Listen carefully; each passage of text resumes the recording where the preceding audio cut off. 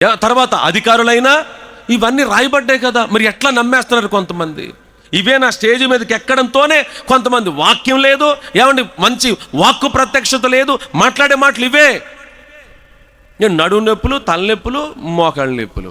ఇప్పుడు 30 దాటితే మోకాళ్ళ నొప్పులు, 40 దాటితే నడుము నొప్పి, పెళ్ళి అయితే తలనొప్పి. దీనికి పెద్ద ఆత్మ ఎందుకండి? జనరల్ సైకాలజీ ఇది. చెప్పండి, 30 దాటితే మోకాళ్ళ నొప్పులు, కూర్చుంటే లేగలేం, లెగితే కూర్చొని ఒకసారి లెగిసినా కూర్చున్నా సరే కిరికిరిలాడి సౌండ్లో చేతన పాత సైకిల్కి వచ్చినట్టు.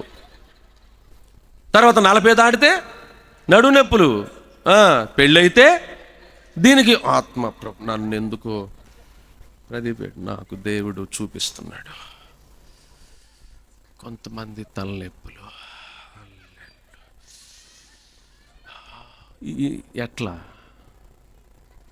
ఎలా నమ్ముతావు?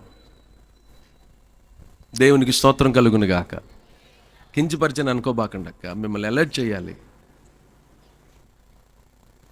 తోడేళ్ల స్వభావం కలిగి ఉండి బయటికి గొర్రె చర్మం ధరించుకుని బయలుదేరుతున్నారు కొంతమంది. ఇట్లాంటి వాటిని అడ్డం పెట్టుకొని. ఒక వ్యక్తి ఆత్మచేత నింపబడితే వరాలు కాదు, అతనికి వచ్చేది దైవ ప్రత్యక్షత. అనండి ఒకసారి గట్టిగా చెప్పండి. ఏ ప్రత్యక్షత? ప్రత్యక్షత. మీకు ఓ బలమైన మాట, దినవృత్తాంతాలు 2వ గ్రంథం తీయద్దు, 26వ అధ్యాయంలో దైవజనుడు జకరియా గురించి రాయబడిన మాట ఏంటనంటే, జకరియా గురించి ఉజ్జియా దైవ ప్రత్యక్షత విషయమందు జ్ఞానము కలిగిన తెలివి కలిగిన జకరియా దినములలో అతడు యెహోవాను ఆశ్రయించాడు. ఏ ప్రత్యక్షత చెప్పాలి? ఏ ప్రత్యక్షత? కొంచెం గడి చెప్పండి. ఏ ప్రత్యక్షత? ప్రత్యక్షత అనే పదానికి ప్రకటన గ్రంథంలో ఒక క్లారిఫికేషన్ ఇచ్చారు. ప్రత్యక్ష అంటే దైవ ప్రకటన అని. ఎక్కడైతే దైవ ప్రకటన అంటే ఇట్లాంటి దొంగ మాటలు కాదు, నాకు అలా కనిపిస్తుంది ఇలాగని. ఒక ఆమె అంటుంది చీకటి కనిపించారు, నువ్వు చీకటి దానివి, నీకు చీకటే కనిపిస్తుంది. నీ ఇంట్లో వీళ్ళేమో బెంబేలు ఎత్తిపోతున్నారు, అమ్మో మా ఇంట్లో చీకటి వద్దంటే మీరు పంపించండి అయ్యారు. ఎక్కడ పంపిస్తావు? నువ్వు వెళ్ళిపోలేక నీకు చీకటి కనిపించేస్తుందండి, నాకు అలా కనిపించే. అబద్ధం చెప్పానా? జరగట్లేదా ఇవి? వీళ్ళ కొంపలంటూ వచ్చి ఇదే మాట్లాడట్లేదా? అందుకనే కదా బయట వాళ్ళు తిడుతున్నారు మనల్ని. క్రైస్తవ సంఘం బయట వాళ్ళ మధ్యలో దూషించబడడం గల కారణం ఇట్లాంటి దొంగ మాటలు కాదా? చెప్పాల్సిన విషయాన్ని స్ట్రైట్గా దేవుని వాక్యం చెప్తే సరిపోదా? వాక్యం చేత ప్రజలు ఎంతమంది బాగుపడలేదు? నేను వాక్యం నమ్ముతున్నాను, వాక్యం వల్ల సమస్తము సాధ్యం. ఆమె చెప్పండి గట్టిగా. వాక్యంలోనే స్వస్థత నేను నమ్ముతాను, వాక్యంలోనే ఆరోగ్యం నేను నమ్ముతాను, వాక్యంలోనే సమస్త కార్యాలు. ఎందుకంటే ఆది అందు వాక్యం ఉండెను, వాక్యము దేవుని యొద్ద ఉండెను. చెప్పండి, వాక్యమే దేవుడై ఉండెను, ఆ వాక్యమే కృపా సత్య సంపూర్ణంగా మన మధ్య నివసించను. ఆయనలో స్వస్థత ఉంది, నేను నమ్ముతాను. దొంగ మాటల్లో స్వస్థత లేదు. నీ విశ్వాసమే నిన్ను స్వస్థపరి, ఆ మాట నమ్ముతున్నాను నేను స్వస్థతకు వ్యతిరేకం కాదు. ఇక అల్టిమేట్ చివరి విషయం చెప్పాల్సి వస్తే, చివరి మాట చెప్పాల్సి వస్తే ప్రభు క్లారిఫికేషన్ ఇచ్చారు. ఏమని? ఆకాశం గతించిపోద్ది. చెప్పండి, భూమి గతించిపోద్ది, ఎన్నటన నిలిచుండేది దేవుని వాక్యం ఒక్కటే. కొట్టో చప్పలు కొడుతూ దేవునికి స్తోత్రం చెప్పండి. అందుకని దేవుని పిల్లలు ఆత్మ సంబంధమైన జ్ఞానం కలిగి ఉండాలి. ఈయనకి ఆ జ్ఞానం ఉంది. ఇతను దైవజనుడు, ఇతను వాక్యానుసారమైన వ్యక్తి. ఈయన దైవజనుడిని గుర్తించగలిగాడు. నువ్వు గుర్తించగలుగుతున్నావా? ఎవరితో పడితే వాళ్ళతో ప్రార్థన చేయించేసుకునేవాళ్ళు. ఒక మాట ఈయన గురించి కొంచెం గట్టిగా డప్పేస్తే వాళ్ళ దగ్గరకు వచ్చి వేసేయి, నెత్తిమే చేసేసి ఏమవుద్ది? ఓడటం తప్ప ఏమీ జరగట్లా. ఎవరితో పడితే వాళ్ళతో చేతులేంచి ప్రార్థన చేయించేసుకుని ఇళ్ళకి రప్పించేసి, ఒక క్రమం లేదా? నీకంటే ఒక సేవకుడు లేడా? నీకంటే ఒక ఆత్మీయ నాయకుడు లేడా? ఆయన ప్రార్థన చేస్తే దేవుడి కార్యాలు జరిగించడా? ఎక్కడ పడితే అక్కడికి వెళ్ళిపోయి అసలు ఆత్మచేత నింపబడ్డవాడో కాదో విచక్షణ జ్ఞానం ఉండాలి కదా. ఆ జ్ఞానం అబ్రహాం గారికి ఉంది. అందుకనే దైవజనుడిగా గుర్తించగలిగాడు. ఆమెన్, ఆమెన్ చెప్పండి గట్టిగా. ప్రేయర్ చేయండి. ఈ మాటలు చెప్తున్నప్పుడే ప్రార్థన చేయండి. ప్రభువా, గమనించగలిగినటువంటి నడిపింపు నాకు కూడా దయచేయండి. ఆ ఆత్మ సంబంధమైన జ్ఞానం నాకు దయచేయండి. ఆత్మానుసారంగా ఏమండి, ఆత్మల పట్ల భారం కలిగి సేవ చేసే సేవకుడు ఎవరు గుర్తించాలి. ఎమోషనల్గా బ్లాక్మెయిల్ చేస్తూ డబ్బుల కోసం ఇక పొద్దు నుంచి సాయంత్రం దాకా ఇక మైకు పట్టుకుంటే నాకు ఇంత రెంట్ కట్టాలి, నాకు అంత కట్టాలి, నీకు అంత చేయాలి, మందిర మెయింటెనెన్స్ ఇలాగా అలాగని చెప్పి ప్రజల యొక్క దోచుకునేటువంటి భయంకరమైన మనస్తత్వం సేవకులు ఎక్కువైపోతున్నప్పుడు దాన్ని గమనించగలగాలి. ఇతను ఆత్మానుసారమైన సేవకుడా, డబ్బుల కోసం వచ్చిన సేవకుడా, లేకపోతే వాక్యానుసారమైన వాక్యానుసారమైన వ్యక్తి కాదా, డబ్బుల కోసం సేవ, లేకపోతే ఆత్మల పట్ల భారం కలిగిన దైవజనుడా అనే ఆలోచన, విచక్షణ జ్ఞానం కలిగి ఉండాలి. అబ్రహాముకి పుష్కలంగా ఉంది. Praise the lord. నీకుందా? ఒకటి, లోకంలోంచి బయటకు వచ్చేయాలి. రెండోది, సంఘంలో చేర్చబడాలి. మూడవది, ఆత్మానుసారమైన వ్యక్తిగా మార్చబడి దైవజనుడిని గుర్తించగలగాలి. అర్థమవుతున్న వాళ్ళు మాత్రమే 2 చేతుల పైకి యేసయ్యకి స్తోత్రం చెప్పండి. నాకు అంతేనా? నిజమేనా? ఇక్కడే అబద్ధం మాట్లాడుతున్నారా? ఇప్పుడు చెయ్యకపోతే మళ్ళీ మమ్మల్ని అడుగుతాడేమోనని ఇంకొకసారి అడుగుతున్నా. ప్రభు మాటలు వింటున్నారు. నాకు అర్థమవుతుంది అన్న వాళ్ళు మాత్రమే 2 చేతుల పైకి ఎత్తి యేసయ్య గట్టిగా స్తోత్రం చెప్పండి. గట్టిగా, యేసయ్య నామానికి మహిమ కలుగునుగాక. ఆమేన్. సేవకుడిని సేవకుడిగా గుర్తించాలి. గుర్తించగలిగిన నడిపింపు ఈయనకుంది. తర్వాత మాట్లాడుతుంటాను. సేవను గుర్తించినందుకు సూచనగా ఈయన దశంభాగాన్ని తీసుకొచ్చి దైవజనుని చేతిలో పెట్టాడు. ఏమండి? సేవను గుర్తించిన వాడు పరిచర్య చేయగలుగుతాడు. సేవను గుర్తించకపోతే పరిచర్య చేయలేం. ఇది దైవ సంబంధమైన సేవను గుర్తించగలిగిన వ్యక్తులు పరిచర్య చేయగలుగుతారు, సేవ చేయగలుగుతారు. వాళ్ళని ఎవరు ఆపలేరు. మీకు ఉదాహరణ కొరకు ఒక విషయాన్ని గుర్తు చేస్తాను. గుర్తించగలిగితే ఏం చేస్తారో చెప్పనవసరం లేకుండా. ఏమండి? ఓ రోజు నాడు వాక్యంలో రాయబడుతున్న మాట, ఓ భయంకరమైన యుద్ధం ప్రారంభం. అది ఫస్ట్ యుద్ధం ఇజ్రాయేల్ ప్రజలకి.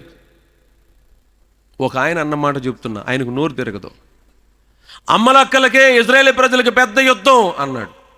అమ్మలక్కలకి ఇప్పుడైందిరా బాబు, దేంట్రా అని చదివితే నిర్గమాకాండం 17వ అధ్యాయం తీయండి, మొదటి వచనం. అంతటా అమాలేకీయులు, అదిగో అమ్మలక్కలో అన్నాడు ఆయన.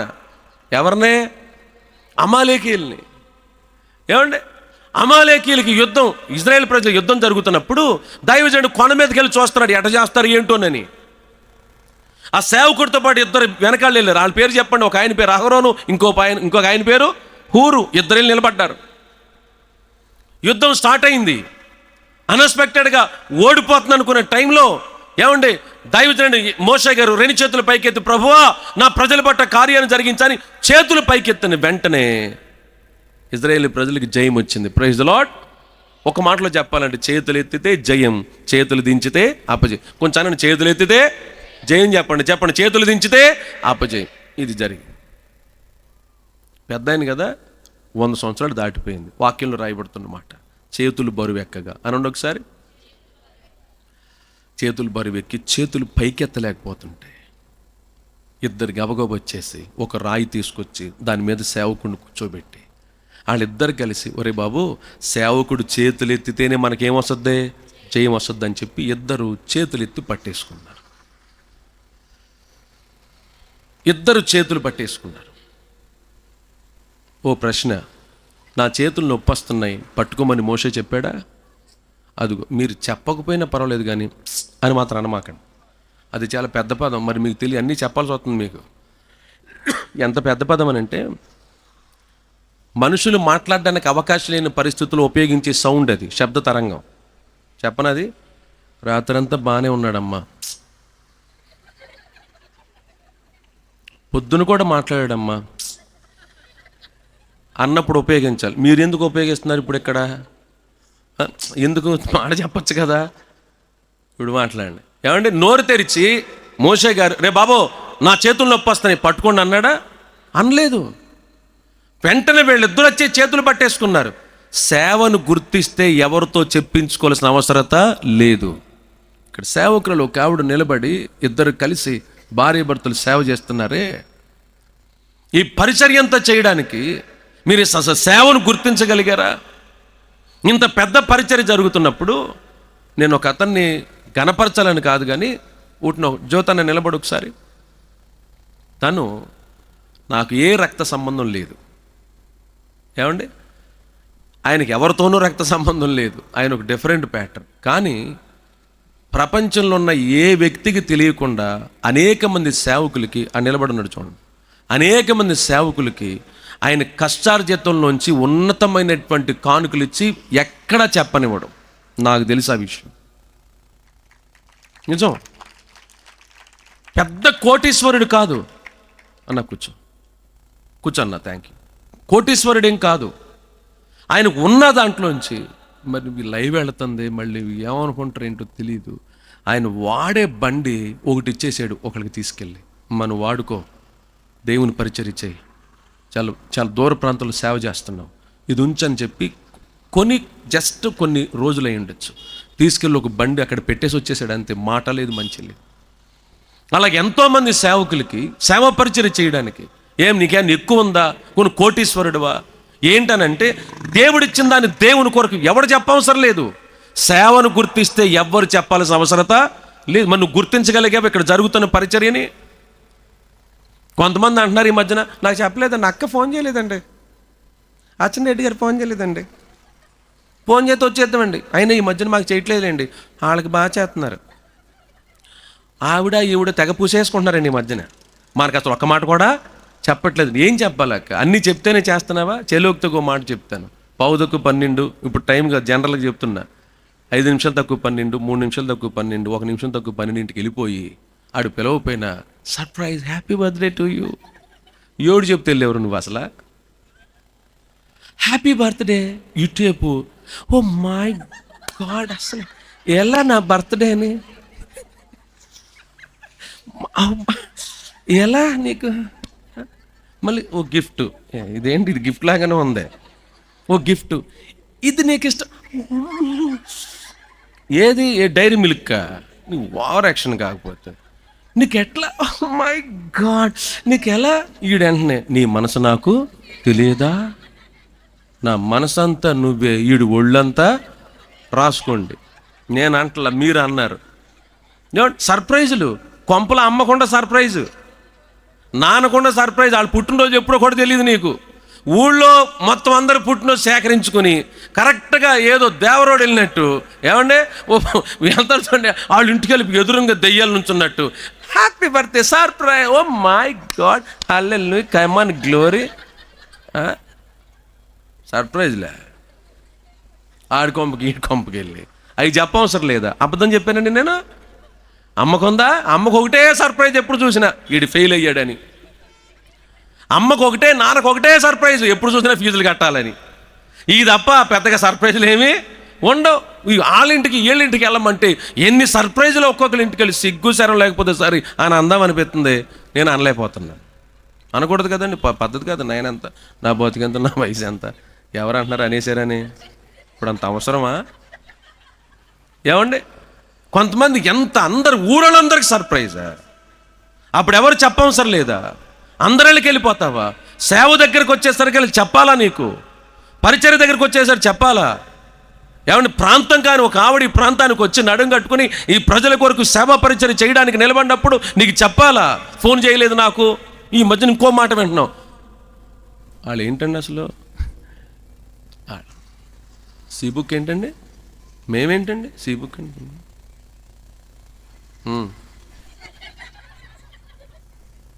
మనం వాళ్ళు ఏంటండి, మనం ఎందుకు చేయాలండి వెళ్ళి? అసలు నేనేంటండి అలా అనుకుంటే అహరోను, ఎందుకని చెప్పనా, మోషే కంటే 3 సంవత్సరాల పెద్దోడు అహరోను. నేను నాకంటే చిన్నోడు, నేను చేయాల్సిన అవసరం నాకు లేదనుకోలేదు. వయసు చూడలేదు అంటే నేను పెద్దోడినా, నేను చిన్నోడినా, నేను ఫలానా ఉన్న చూడాల్సిన అవసరం లేదు. సేవను గుర్తిస్తే ఏ ఆటంకాలు కనబడవు. ఆమేన్. ఏ ఆటంకాలు కనబడవు. పరిచర్యను గుర్తిస్తే ఏ ఆటంకాలు కనబడవు. నువ్వు ఆటంకాలు పెట్టి, నన్ను పిలవలేదు, నాకు చెప్పలేదు, నేను ఫలానా, నేను ఇలాగా, వాళ్ళు నాకంటే పెద్దవాళ్ళు, నేను నీకంటే చిన్న, వాళ్ళు నాకంటే చిన్నోళ్ళు, నిన్నగా మొన్న మొదలు పెట్టారు. ఏంటి కారణాలు? ఆత్మ సంబంధమైన వ్యక్తులు ఈ మాటలు మాట్లాడరు. సేవను గుర్తించగలగాలి. Praise the lord. చెప్పండి గట్టిగా హల్లెలూయా. సేవను గుర్తిస్తే పరిచర్య చేయడానికి పరుగులెత్తి వెళ్ళిపోతారు. ఇంకొక సూచన చెప్పి ఈ సందర్భాన్ని ఆపేస్తాను. నా సందేశానికి కరెక్ట్గా 10 నిమిషాలు.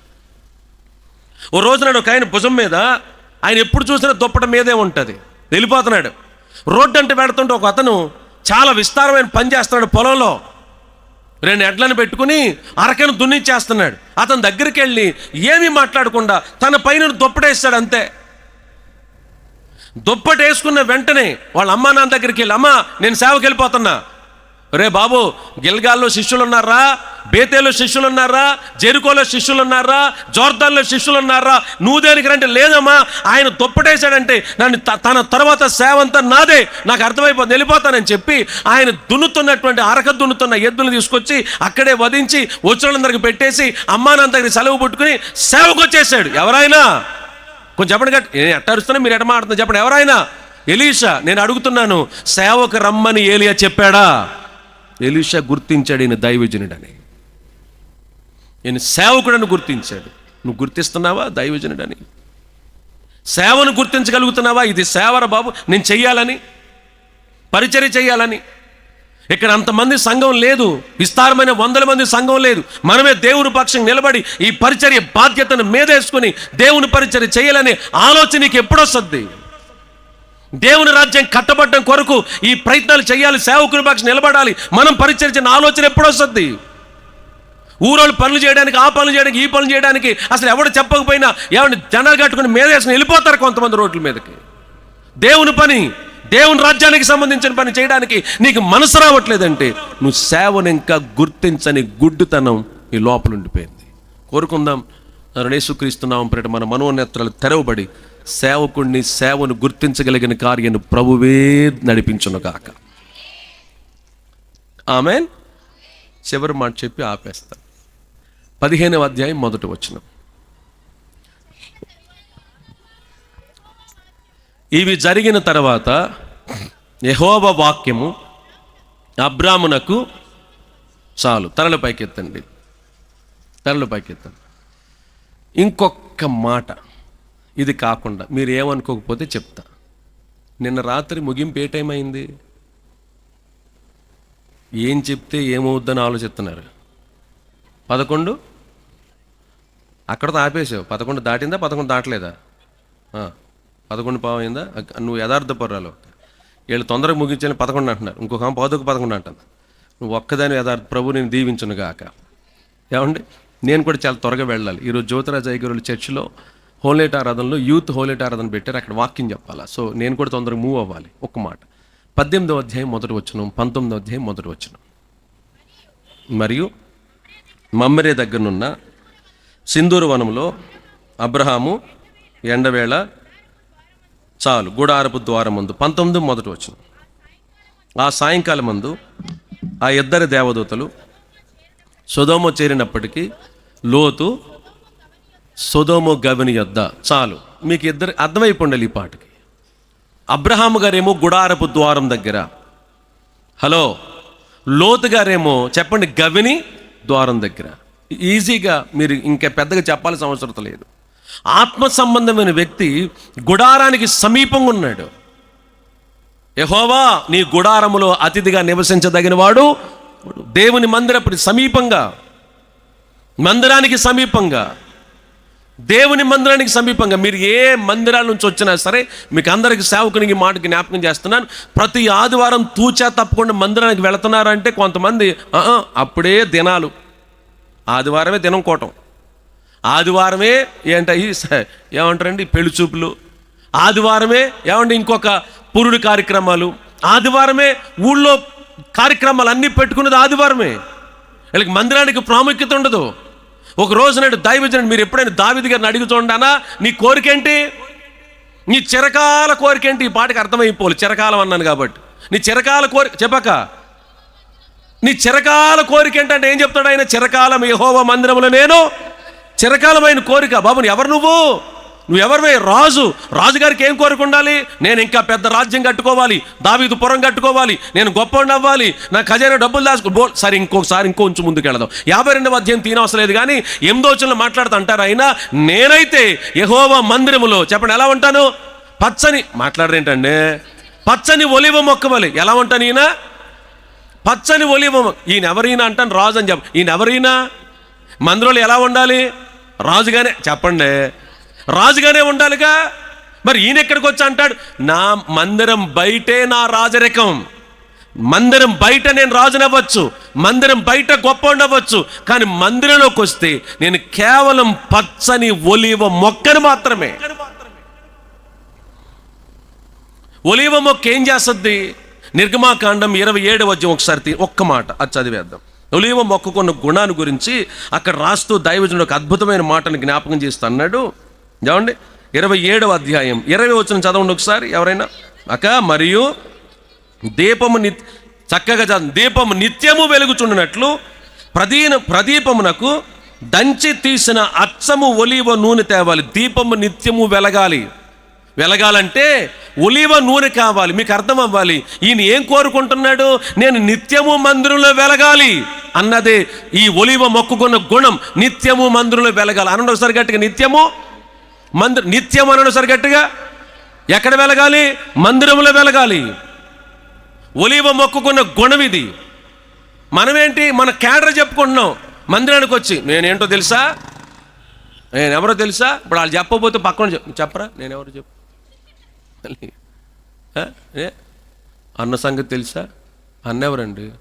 అన్నరా? అన్న సంగతి తెలుసా? ఎవరు అన్న? నేనే. వీడికో ఇంట్రడక్షను, వీడు డప్పు, ఇది కొట్టాలి. సేవకులు కూడా ఇట్లాంటి దౌర్భాగ్యం దాంట్లో పడిపోయారు కొంతమంది. వీళ్ళ గురించి 10 మంది చెప్పాలి, ఓ ఘనంగా మాట్లాడాలి, వీళ్ళ గురించి పొగడాలి. ఇలాంటి పొగడ్తల మధ్యలో సంఘం పాడైపోవట్లేదా?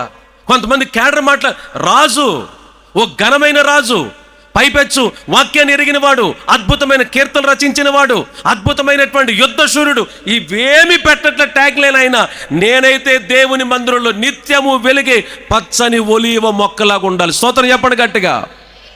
హల్లెలూయా. వెలిగేటువంటి మందిరం. నా ద్వారా మందిరం వెలిగించబడాలని కోరుకుంటున్నాడు. నీ ద్వారా మందిరం వెలిగించబడుతుందా? నీ ద్వారా మందిరంలో వెలుగు అనేది కనబడుతుందా? నీ ప్రవర్తన వల్ల, నీ ప్రవర్తన శైలి వల్ల, నీ ఎఫర్ట్ వల్ల. ఒలీవ మొక్క ఎఫర్ట్ పెడుతుంది, తన ఎఫర్ట్ని బట్టి మందిరం వెలుగుతుందట. నువ్వు ఎఫర్ట్ పెడుతున్నావా? శక్తికి మించిన పని చేయడం మొదలు పెట్టావా? ఇది అడిగితే దావీదు గారు చెప్తారు, ఏమని తెలిసినా, మందిరం మీద ఉన్న మక్కువ చేత నేను దేవుని మందిరం కొరకు 2 లక్షల మణుగుల బంగారాన్ని దాచానంటాడు. ఎఫర్ట్ పెడుతున్నాడు దేవుని మందిరం కొరకు. ఆమెన్. సరిపోలా. ఆమెన్. మందిరం కొరకు ఎఫర్ట్ పెడుతున్నాడు. నిజంగా చెప్పినట్లుగానే వాక్యంలో రాయబడిన మాట. కొంతమంది వచ్చి జనులు వచ్చి రాజుగారు గుడికి వెళ్దాం వస్తారా? ఉరుగా నేను రాజును రా అన్నాడా? యెహోవా మందిరంలోకి వెళుదమని జనులతో పలికినప్పుడు సంతోషించి బయలుదేరండి. చప్పలు కొడుతూ దేవునికి స్తోత్రం చెప్పండి గట్టిగా. ఏం పనులు లేవు. మందిరం అంటే పని పెట్టుకోడు ఆయన. దేవుని మందిరం అంటే పని ఏం పెట్టుకోడు. మందిరం మందిరం మందిరం. ఎందుకని తెలిసినా, ఇక్కడ కనిపించే మందిరమే సార్వత్రిక మందిరముగా రేపొద్దున దేవుని రాజ్యంలో కనిపించబోతా ఉంది. ఇక్కడ నేర్చుకోవాలి. వాక్యంలో రాయబడిన మాట, పరలోకానికి ఛాయారూపంగా కనిపిస్తుంది దేవుని మందిరం అంటాడు దైవజనుడు మాట్లాడుతూ. ప్రత్యక్ష గుడారం అనేది దేవుని యొక్క పరలోక రాజ్యానికి ఇదొక నీడ. ఈ నీడలో ఉన్న వాళ్ళు మాత్రమే ఎత్తబడి గుంపుగా ఉండగలుగుతారు. మందిరంతో మనకు ఆ కనెక్షన్ ఉండాలి. దేని ద్వారానైనా మందిరం మానేస్తే, ప్రియులారా, కొంతమంది విచిత్రమైన కారణాలతో దేవుడు నా పాట ఇవ్వలేదండి, నాకు సాక్ష్యం సిగ్గా. కొంతమంది అసలు ఏంటో ఇంత ఎదిగినా బాబు నీ వయసు ఏంటనంటే, అసలు నేను పుట్టినప్పుడు, నేను రక్షణ పొందినప్పుడు నువ్వు పుట్టలేదురా అంటారు కొంతమంది. ఇక్కడ అంత పెద్ద వయసు వాళ్ళు ఉన్నారు. ఇంకా చిన్న చిన్న వాటి కోసం మానేస్తున్నారు మందిరానికి. పలకరించబోతే మానేసేవాళ్ళు, ఇంటికి రాకపోతే మానేసేవాళ్ళు. ఏమండి ఏళ్ళకేళ్ళగా మానేసిన, ఇంటికి రాకపోతే దానికోసం చూసావు ఇన్ని వారాలు మానేసిన. ఒకసారి వచ్చాడమ్మా మరి పాస్టర్ గారు, ఇంకేం వెళ్తాం గుడికి, పక్క వెళ్ళిపోతా పదా, బోర్డు ఉన్నాయి కదా విజయవాడలో, అదా వెళ్ళిపోవడమే. పట్టించుకోలేదని మానేసేవాళ్ళు. అసలు మందిరానికి ఎందుకు మానేయాలో చెప్పాను కదండి, పాటల కోసం. నాకు టైం పాఠం లేదండి, వాళ్ళు ఎందుకు పిలిచారండి, మేము పాడలేమా? ఆడవాళ్ళకి మాట అని అనిపిస్తుంది, మీరు ఫీల్ అవుతారా అనలేకపోతున్నా. అన్న వద్దులే, మీరు బాధపడేటట్టు. బాధపడరా? పర్లేదా? నువ్వు పాడితే మీ ఆయన అంటాడక్క, ధైర్యంగా గుండె మీద చేసుకుని చెప్పు. మీరు చెప్పమన్నారు, నేను వద్దన్నా, బలవంతంగా చెప్పించారు నాతో. అక్క వింటాడా? సరే ఆయన పక్కన పెట్టు, నా ఫోన్ ఎత్తా, నా కారులో కూర్చొని నువ్వే పాడుకు, నువ్వే నీ జీవితం మీద ఎరగతరాపోతా, నన్ను అడుగు నా పేరు. ఈ పాట కోసం గుడిమారి. నాకు పాట ఇవ్వలేదండి, నాకు ముందు మైక్ ఇవ్వలేదండి. నాకు వాళ్ళకి ఇచ్చారేంటి అసలు? మేము పాడలేమా? What this nonsense daddy గేటి ఏంటో. పాటల కోసం, సాక్ష్యాల కోసం, ఘనపరచబట్టం కోసం ప్రకటన గ్రంథం వివరణ భలే ఉంటుంది. నాకు ఎంత ఇష్టమో. పరలోకమందు ఎలాగో భూలోకమందు మన ప్రభు నేర్పిన ప్రార్థన. పరలోకమందు చెప్పండి, నీ చిత్తము జరిగిన భూలోకంలో, అంటే పరలోకమందు ఎలాగో భూలోకమందు అలాగే. పరలోకంలో ఏముంది? ప్రకటన గ్రంథకర్త రాస్తాడు, 24 పెద్దలు అని రాసేవాడు 24 పెద్దల పేరు రాయొచ్చు కదా, రాయిలా. కొంచెం ఆలోచించండి జ్ఞానయుక్తంగా. హలో, 12 ఏమండి, ఈ 12 మంది అపోస్తుల పేర్లన్నీ రాసేయచ్చు కదా, మర్మయుక్తంగా ఎందుకు ఉంచాలి? 12 మంది గోత్రకర్తలు వాళ్ళ పేర్లు రాసేయచ్చు కదా, వాళ్ళ పేర్లు ఎందుకు రాయాల అంటే పరలోకంలో ఎవరి పేరు వినబట్లా. ఏమండి, 6 రెక్కలు కలిగి చెప్పండి, 2 రెక్కలతో కళ్ళని కప్పుకొని 2 రెక్కలతో కాళ్ళని కప్పు 2 రెక్కలతో ఎగురుతూ ఏమనుంది అక్కడ వాక్యం, పరిశుద్ధుడు పరిశుద్ధని గాన ప్రతిగాలతో స్తుతింపబడుతున్న యేసు నామం ఒక్కటే ప్రకటన కనబడింది. దేవునికి స్తోత్రం చెప్పండి గట్టిగా. మిగతా పేరు లేవు. మరి ఎందుకు ఈ మధ్యకాలంలో నా పేరు చెప్పట్లేదు, నన్ను కనపరచట్లేదు, మందిరాలకి వెళ్తే నా గురించి చెప్పట్లా? ఏమన్నా రాజు అంతటోడే నేను రాజునని చెప్పుకోవడానికి ఇబ్బంది పడుతూ నేను మందిరంలో పచ్చని ఒలీవ మొక్కనంటే నువ్వు కేడర్ ఎందుకు కోరుకుంటున్నావు?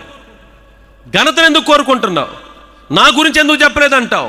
నేను చెప్పిన విషయం, నేను ఇచ్చిన విషయం ఎందుకు చెప్పలేదు అంటున్నావు? నేను అన్న విషయం ఎందుకు చెప్పలేదు? నన్ను ఎందుకు కనపరచలేదు? నా పేరు ఎందుకు చెప్పలా? నన్ను ఎందుకు ముందు పెట్టలా? ఇదంతా కూడా పడదోయబడినటువంటి భయంకరమైన దేవదత్త బుద్ధి కదో.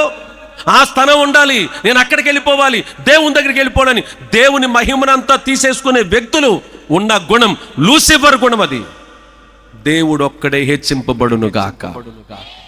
మందిరంతో అబ్రహాం ఉన్నటువంటి శ్రేష్టమైన సహవాసం. ఆమేన్. చివరి మాట అన్నాను కాదు, దేవుని వాక్యం యెహోవా వాక్కు ప్రత్యక్షమైందట. Praise the lord. బైబిల్ గ్రంథాలు మూసేసేయండి, చివరి మాట ఇది. Just you may close your Bibles and listen very carefully. Orchestra తమ్ముళ్ళు ఉంటే రండి ఒకసారి, చివరి మాట. ప్రియులారా, వాక్యంలో రాయబడుతున్న మాట దేవుని వాక్యము అనండి ఒకసారి. ఏని వాక్యము? సంఘం దేవుని వాక్యం చేత నింపబడాలి. నేను రాత్రి 3:30కి దేవుని వాక్యం ధ్యానం చేసి ప్రదీప్కు మెసేజ్ పెట్టా 3:30కి. తను భవానీపురంలో సేవ చేస్తాను, మంచి దైవజనుడు, నాకు చాలా ప్రియమైనటువంటి తమ్ముడు. సరే, మంచి సేవ వాడది. తన సంస్థ వేరు, తన సహవాసం యేసయ్య ప్రార్థన మందిరం అని. కాబట్టి ఒక చోట మేమిద్దరం కలిసి అప్పటి నుంచి నాతో చాలా మంచిగా ఉంటారు. అర్ధరాత్రి చాలామందికి మెసేజ్ పెట్టాను, 1-2 మాత్రం లేచుంటే వాళ్ళతో వాక్యం ధ్యానం చేశాను. సో వాక్యం చదువుతూ ఉంటే ఆ మాట నాకు ఎంత బాగా నచ్చేసిందో, క్రొత్తగా అనిపించింది. ఏమనుకోబాకండి ఇలా అన్నానని, నాకు ఇష్టం కాబట్టి నేను 27 సార్లు చదివేశాను బైబిల్ గ్రంథం. 27 సార్లు అయిపోయింది, ఇప్పుడు 28వ సారి వచ్చాను. కూర్చున్నానంటే అసలు ఇంకా బైబిల్ గ్రంథం వదలను. నేను చాలా చక్కగా చదువుతాను, వాక్యం సిద్ధపడటం కోసం కాదు. ఈరోజు ఆ వాక్యం కూడా చెప్పలేదు, కానీ ఆ మాట ఎంత బాగా నచ్చిందో. ఈయన ఇంగ్లీష్ ఇంకా బాగుంటుంది. ఒకసారి తీయండి, ఎఫెసీయుల రాసిన పత్రిక 1వ అధ్యాయం. వాక్యాన్ని గురించి అంత ఇష్టంతో నీకు అదే చెప్దాం అనుకున్నాను. 1వ అధ్యాయం ఏమండి 20వ వచనం.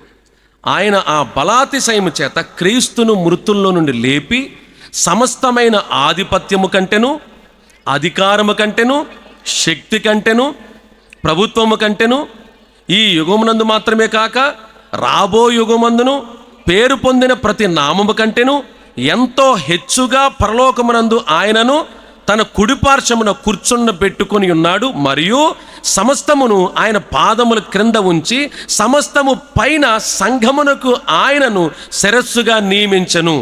ఆ సంఘము ఆయన శరీరము, అది సమస్తమైన వాటిలో ఉండి సమస్తమైన వాటిని నింపుచున్న వాటితో నింపబడినదై ఉన్నది. నేను ఇంగ్లీష్ అద్భుతంగా ఉంటుంది, ఎన్నిసార్లు చదివాను. అదేంటో తెలిసిన ఒక మాటలో చెప్పాలంటే గ్యాలక్సీస్ అని ఉంటుంది ఇన్ ఇంగ్లీష్. ప్రపంచములన్నిటినీ తన క్రింద పెట్టి దీనిపైన సంఘాన్ని పెట్టాడంట దేవుడు. ఆమేన్. అది ఎంత బాగుందన్నమాట. అంటే అన్నిటికంటే పైన ఏముంది? సంఘం. చర్చ్ అనండి గట్టిగానే, ఏముంది? సంఘం ఉంది. మీరు నమ్మిన నమ్మపోయిన ప్రభు మాటలు వింటున్నారు. ఒక్క మాట తేడా చెప్పిన దేవుని లెక్కపు చెప్పాలి. అసలు నేను ఎంత నవ్వుకుని సంతోషపడ్డాను. ఏంటి సంఘానికి మాకింత ప్రాముఖ్యత? ప్రపంచం అంతా సంఘం కింద ఉందట.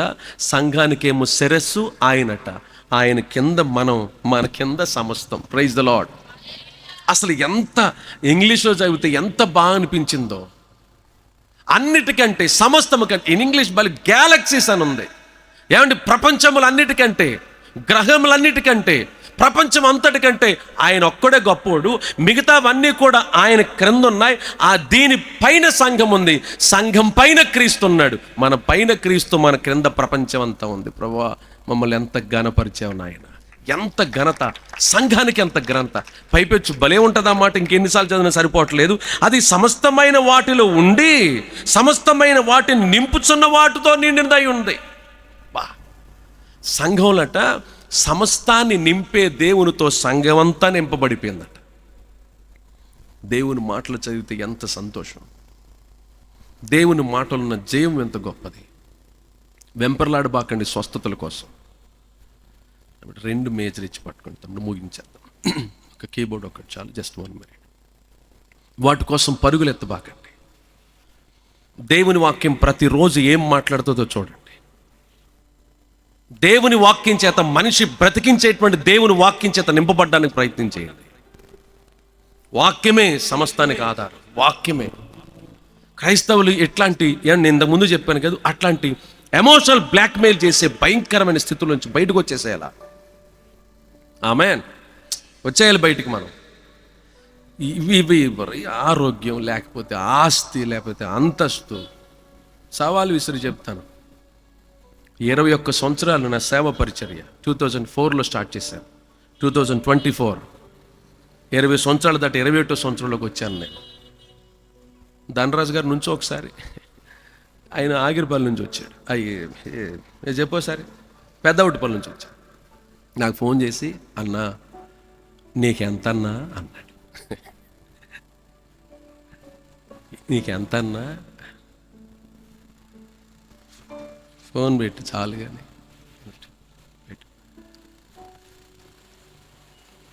నాకు వాక్యం చెప్పడం ఇష్టం. ప్రశాంతంగా ఇంటికి వస్తాను, వాక్యం చెప్తాను. చిన్న పూరు గుడిసి పడది. నేను వెళితే నాతో 20-30 మంది ఉంటారు గ్యారంటీగా. అక్కడక్కడ ఉన్న వాళ్ళందరూ వస్తూ ఉంటారు. నేను ఒక్కడనే భోంచేయడం నాకు తెలియదు. నాతో విశ్వాసులున్న ఆఖరికి ఆర్కెస్ట్రా పిల్లలను కూడా నాతో పాటు కూర్చోబెట్టుకుంటాను. ముందే పంపించేస్తాను. ఒక్కొక్కసారి వెళ్ళిపోయి మీరు తినేయండి తమ్ముడని. బోళ్ళంత మంది ఉన్నారు. ఆ చిన్న పోరుగుడిసిలో వాళ్ళ ఆవిడ గారు సిస్టర్ వచ్చారు. అక్క పర్లేదన్నా, ఉన్నా తినేద్దామని కొంచెం కొంచెం పెట్టుకుని పూరుగుడిసిలో ప్రశాంతంగా తిని సంతోషంగా బయలుదేరి వచ్చేసాను నేను. ఈ మాట ఎందుకు చెప్పానంటే, నాకు వాక్యం చెప్పడం ఒక ప్యాషన్. నాకు ఇష్టం, నాకు చాలా ఇష్టం వాక్యం చెప్పడం. కూర్చోన్నా, ఎంత చెప్పినా ఈ 21 సంవత్సరాల్లో నేను ఎక్కడైనా కానుక అడిగినట్టు కానీ, ఎవరితో అడిగించినట్లు కానీ, మర్మయుక్తంగా మాట్లాడినట్టు కానీ, అంటే బ్రదరు చాలా దూరం నుంచి వచ్చాను మరి అని ఇట్లాంటి ఆశ చేయడం మా నాన్న నాకు నేర్పించలే. నాకు ఇన్స్పిరేషన్ ఒక ఆయన దైవజన్ జాషువా కాళేపల్లి గారి యొక్క తండ్రి గారు, ఎలీషా కాళేపల్లి గారు, రాజమండ్రి. ఆయన మాట చెప్తుంటే ఎంత సంతోషం. నాన్న, ఎప్పుడైనా నీకు ఎక్కడైనా కానుక ఇవ్వకపోతే కంగారు పడద్దు. ఆంటీ దగ్గర ఉద్యోగం, మీ పేరేంటి, ప్రిస్కిల్ అమ్మ దగ్గర నేను ఉద్యోగం చేస్తాను అనుకోండి, డబ్బులు ఎక్కడి నుంచి రావాలి? అమ్మ దగ్గర నుంచి వస్తాయి. ఇప్పుడు నేను ఉద్యోగం చేసేది ఎవరి దగ్గర? ఇక్కడ ఇవ్వచ్చు, ఇంకెక్కడైనా ఇవ్వచ్చు. ఎక్కడే ఇవ్వాలని రూల్ ఏమీ లేదు. ఇంకో చోట ఇవ్వచ్చు, వేరే చోట ఇవ్వచ్చు. ఈవిడ దగ్గర చేస్తే అమ్మ మాత్రమే నాకు జీతం ఇవ్వాలా? మరి నాకు జీతం ఇచ్చేది ఎవరో? ఈ మీటింగ్లో ఇవ్వచ్చు, లేకపోతే వేరే మీటింగ్లో ఇవ్వచ్చు, ఇంకో చోట ఇవ్వచ్చు, ఇంకోళ్ళు ఎవరన్నా వేసేయచ్చు. మా సునీల్ ఎక్కడ ఉన్నాడు, మా పిల్లలు చాలా దూరం వెళితే మాకు ప్రయాణానికి కూడా సరిపోవు. 3000 ఇచ్చాడు ఆయన. హ్యాపీగా ప్రార్థన చేసి బయలుదేరి వచ్చేసాను. కారుకి అడ్డం పడి వీళ్ళు ఉన్నారు. నిన్న కారుకి అడ్డం పడి ఒక ఆయన, అన్న నీ ఫోన్ ఒకసారి, నా ఫోన్ పే నెంబర్ చెప్పాను. బాబు వద్దులే బాబా కాదని ఒకసారి చెప్పాను. టక ఫోన్ పే నెంబర్ గవ్వు. ఇంటికి వచ్చి చూసారికల్లా నాకు సరిపోగా ఇంకొక 2-3 వేలు మిగిలేలాగేశాడు ఆయన. నేను అడగల. నేను ఎందుకు చెప్తున్నానంటే, ఈ మాట చెప్పడం గల కారణం, వాక్యం మన ప్రతి అవసరతను తీరుస్తుంది.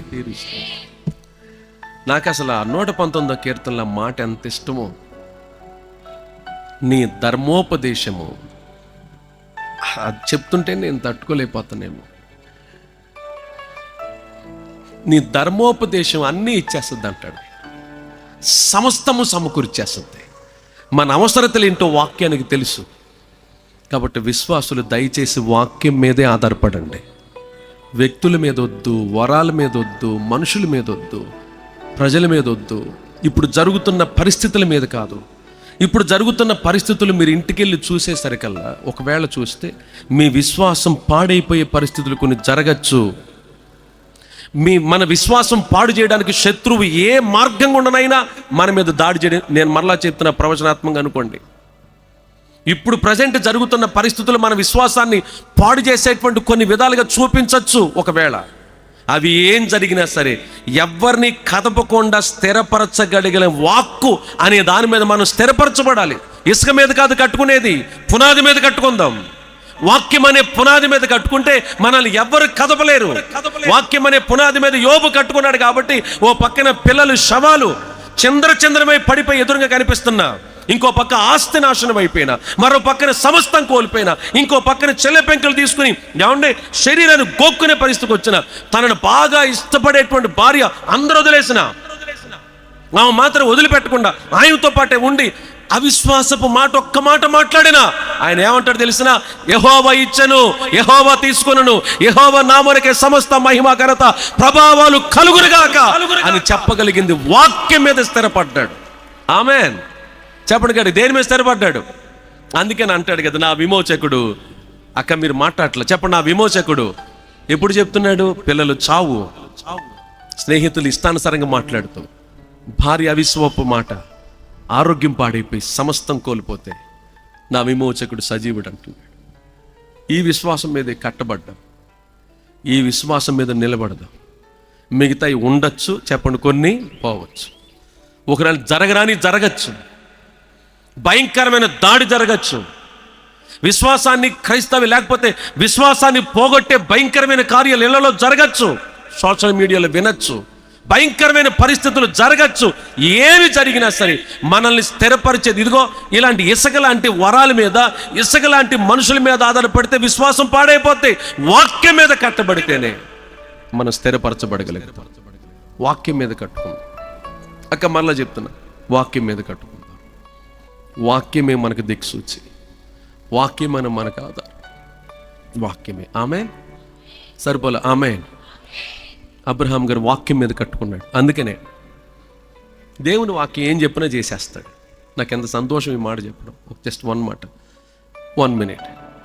ఎంత హ్యాపీనెస్ ఆ మాట చెప్పడానికి. భార్య వెళ్ళిపోతుంది, ఫరో తీసుకెళ్ళిపోతున్నాడు, మారు మాట్లాడడం, వాక్యానికి లోబడిపోయాడు. ఓకే, నేను ఒబే అయిపోతున్నాను. తర్వాత మాట, అక్క తీసుకెళ్ళిపోతుంది కొడుకుని తీసుకుని.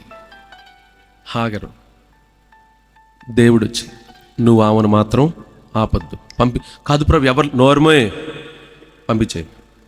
ఇప్పటికి నీ భార్య చెప్పింది వినో. భార్య చెప్పిన విననోడు, చెప్పిన ఎవరు చెప్తే వినేశాడు? ప్రభు చెప్తే వినేశాడు. చివరి మాట చెప్పిన, కొడుకుని తీసుకొచ్చి మొరియా పర్వతం చంపేమన్నాడు. మారు మాట్లాడుకుని తీసుకెళ్ళిపోతాడు. అడగాలి, అసలు వెళ్ళి నేను పరలోకి వెళ్ళిన తర్వాత అడగాలి. నాకు గుర్తుండాలని కోరుకుంటున్నాను. అక్కడికి వెళ్ళాక ఈ మాట అడగాలి, ఎట్లా తీసుకెళ్ళిపోయావన్నా? కన్న కొడుకుని, ఏ కొడుకు కోసం ఆశీర్వదిస్తానని చెప్తే, ఇప్పుడు దేవుడిని ఆశీర్వదించిన గాక అని మాట పలికితే ఒక్కోళ్ళకి ఒక్కొక్క అర్థం. నేను చెప్పనా, నన్ను ఆశీర్వదిస్తాడని చెప్తే సేవలు అభివృద్ధి అవుతానని, తమ్ముడిని ఆశీర్వదిస్తానని చెప్తే ఇంకా ది బెస్ట్ మీటింగ్స్ చేస్తాడని, సిస్టమ్ ఏర్పాటు చేసిన బ్రదర్కి తమ్ముడిని దీవించిన కాకంటే ఫ్లై సిస్టమ్ కంటే ఇంకే కొత్త వచ్చినాయి కదా, అవన్నీ దేవుడు ఇస్తాడని, లైవ్ మేకింగ్ అండ్ టేకింగ్ చేసేవాళ్ళు వాళ్ళకి దేవుడు నిన్ను బ్లెస్ చేస్తాడు ప్రభు తమ్ముడు అని అంటే వాళ్ళు ఇంకా ది బెటర్ ఎక్విప్మెంట్ వస్తుందని, ఒక్కోళ్ళకి ఒక్కో రకమైన ఆశీర్వాదం. ఇప్పుడు నేను నిన్ను ఆశీర్వదిస్తానని అబ్రహాంతో దేవుడు చెప్తే అబ్రహాం ఆలోచన ఎక్కడికి వెళ్ళద్ది? ఆయనకి లేని, వెరీ గుడ్, ఆయనకి లేనిదేంటి? పిల్లలుగా ఆ పిల్లల కోసం బయలుదేరి వచ్చేసాడా? కాదు. నేను వెళ్ళి అడిగితే కత్తి పైకెత్తేస్తాడు, క్షణంలో పడిపోద్ది. అనగా వెళ్ళి అడిగితే ఏం చెప్తాడు తెలుసు? అన్న అబ్రహం, అన్న ఏమన్నా కొడుకుని చంపేస్తున్నావు, నువ్వు అడిగితే దేవుడు తన చిత్తాన్ని మార్చేసుకోవాలా? 50 మంది నీతిమంటుంటే పట్టణాన్ని కాపాడతావా? కాపాడేస్తాను. 40 కాపాడేస్తా. 30 కూరగాయల బేరం, దేవుని దగ్గర కూరగాయల బేరం పెట్టాడు. 20 మంది ఓకే, 10 మంది ఓకే. అంటే అబ్రహాము ఏం చెప్తే దేవుడు చేసేస్తున్నప్పుడు ఒక మాట అడగలేడా? అమ్మా ప్రిస్కిల్లమ్మా, నా కొడుకుని వదిలే ప్రభువా అంటే దేవుడు వదలడా? ఓకే అంటాడేమో కదా. అడగపోయావంటే ఏమంటాడు తెలుసు అబ్రహాం? నేను పిల్లల కోసం రాలా, ఈ సమాధానం పౌలు గారు చెప్తాడు హెబ్రీయులకు రాసిన పత్రికలో. అబ్రహాము దేవుడు దేనికి శిల్పి నిర్మాణికునే, ఆ పునాదులు గల పట్టణం కొరకు అదొక్కటే గురి పెట్టుకున్నాడు. పిల్లలు, భార్య. నేను అడిగితే చెప్తాను, తమ్ముడా కొడుకునేంటి, నన్ను చంపేసుకోమని చంపేసుకుంటాను, నేను దేవుని కోసం చావడానికని సిద్ధం, నేను వెళ్ళిపోతాను, దేవుడు ఏం చెప్తా చేస్తాను అని దేవుని కోసం సమస్తం వాక్యం ఏం చెప్తా చేసేస్తాడు. Praise the lord. నా యేసుక్రీస్తు నామమున కోరుకుంటున్నాను, ఈ మాటలు మీ మనసుల్లోకి నా దేవుడు పంపించేయను. వెళ్ళిపోవాలి హృదయాల్లోకి యేసునామములో నేను కోరుకుంటున్నాను. నేను వాట్ అబౌట్ లోతు? ఈ పర్వతం మీదకి వచ్చే నేను తీసుకెళ్తానంటే ఏమన్నాడు తెలుసా లోతు? అలాగనొద్దు ప్రభువా, నేను అక్కడ దాకా నేను రాలేను, నన్ను వదిలే. వాక్యానికి ఎదురు చెప్పాడు, దేవుని వాక్యానికి ఎదురు చెప్పేశాడు, దేవుని నుంచి పంపబడిన చెప్పిన దూత చెప్పిన మాటకి ఎదురు చెప్పేశాడు. ఏమైంది? 100 మందితో బయలుదేరిన వాడు, పశువుల కాపరులు సమస్తంతో బయలుదేరాడు. ఇప్పుడు ఎంతమంది ఉన్నారు చెప్పనా? ఒక్కడే. 2 ఆడపిల్లలు చేయకుండా దుష్కార్యాన్ని చేశారు. ఒక్కగానొక భార్య ఉప్పు స్తంభం అయిపోయింది. బైబిల్ గ్రంథ పండితులు చెప్పిన మాట ఇది. 2 కొడుకులు, 2 కోడళ్ళు, 2 కాబోతున్న అల్లుళ్ళు, మొత్తం వీళ్ళ సంఖ్య అంతా కలుపుకుని పిల్లలు వీళ్ళ 8 మంది, 2 భార్యాభర్తలు, మొత్తం 10 మంది. అబ్రహాం గారి ప్రార్థన సంఖ్య కూడా ముగించబడింది 10 మంది. అందరూ వెళ్ళిపోయారు, ఎవ్వరు లేరు, సమస్తం కోల్పోయాడు, ఒక్కడే మిగిలిపోయాడు. కానీ అబ్రహాం ఏంటో తెలిసిన, వాక్యాన్ని వెంబడించుకు వెళ్ళాడు, ఒక్కడే బయలుదేరాడు. 1000 మంది సమూహాన్ని దేవుడు చేసేశాడు. వారిలో ఒంటరైన వాడిని దేవుడు 1000 మందిని వేమందగనున్నట్లుగా దేవుని వాక్యాన్ని వెంబడించిన వాడిని ఒక్కడిగా బయలుదేరితే ఇప్పుడు 1000 మందిని దేవుడు చేసేసాడు. కావాలనుకుంటే ఐగుప్తును వదిలేసాయి, సంఘంలోకి వచ్చాయి, సేవకుని గుర్తించు, మందిరం దగ్గర నమ్మకత్వంగా ఉండు, వాక్యం మీద వెంబడించి వాక్యం మీద ఎన్నాడు. నిశ్చయముగా ఆ కృప ప్రభు మనకు అనుగ్రహించి అందరిని ఆశీర్వదించును గాక. బైబిల్ చైర్స్ మీద పెట్టి will you stand and shall we pray. త్వరగా హల్లెలూయా. అందరు లేచి నిలబడి, అందరు లేచి నిలబడి, అందరు లేచి నిలబడి 2 చేతులు దేవునికి జోడించి. మీరు ఇక్కడ చాలా మంది కోల్పోయి వచ్చారు, చాలా వాటిని కోల్పోయి వచ్చారు. భయంకరమైన శపించబడిన అనుభవాలకు వెళ్ళిపోయారు. దయచేసి 1-2 నిమిషాలు అటు ఇటు ఎవరు వెళ్లకుండా ఉండడానికి ఈ ప్రేయర్ టైం చాలా ఇంపార్టెంట్ టైం. ఇది ప్రార్థన సమయం, చాలా ప్రాముఖ్యమైన సమయం. దయచేసి కొంచెం 2 చేతులు, అమ్మా కళ్ళు మూసుకో. వెంటనే నువ్వు చాలా కోల్పోయావు, నీకు తెలుస్తుంది, నష్టపోతున్నావు. శాపం కుటుంబాల్లో కలుగుతూ ఉంది. లోతుకు వచ్చేసిన కుటుంబంలో శాపం కొంతమంది ఇళ్లలోకి వచ్చేసింది. దానికి గల కారణం వాక్యాన్ని వెంబడించడం మానేశారు. ఈ రోజైనా 2 చేతులు దేవునికి జోడించి నమస్కారం పెట్టి, ఎవరు చేతులు పైకెత్తాల్సిన అవసరం లేదు, 2 చేతులు దేవునికి జోడించి నమస్కారం పెట్టి ఒక్క మాట ప్రభుతో, నేను ఈ మాట వింటాను నాయన. హల్లెలూయా, హల్లెలూయా. కోల్పోయినవన్నీ నాకు ఇచ్చుటకు, బాధలా నుండి బ్రతికించుటకు, నీవే రాకపోతే నేనేమైపోదునో. హల్లెలూయా, హల్లెలూయా. నీ సన్నిధానంలో సంపూర్ణ సంతోషం, ఆరాధించుకునే విలువైన అవకాశం. తమ్ముడు నీ సంపూర్ణ సంతోషం, ఆరాధించుకునే విలువైన పడదాం. కోల్పోయినవన్నీ నాకు ఇచ్చుటకును, బాధలానుండి